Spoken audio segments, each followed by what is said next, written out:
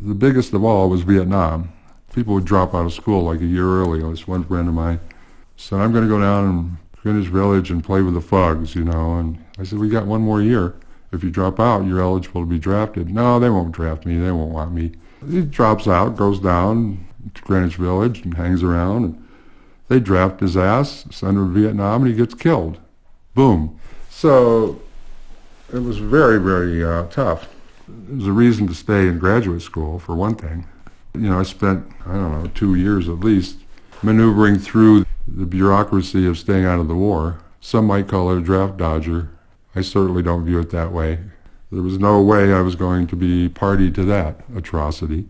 I had to dress up like Charlie Manson and go to my draft physical and be an insane person.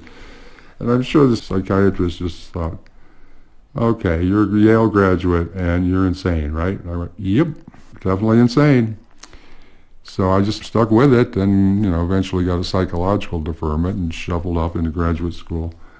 But a lot of my friends didn't go that route. They said, I can't dodge the draft because my father's going to be Secretary of the Treasury or my father's going to be the Surgeon General.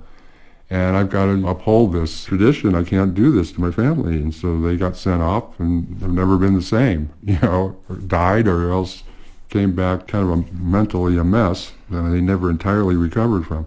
All the stuff in the streets, they virtually burned down the university the year I was up there, burned the ROTC building down and had to cancel classes. And I don't think there's been anything like it since then in terms of that level of public protest, I suppose you'd say.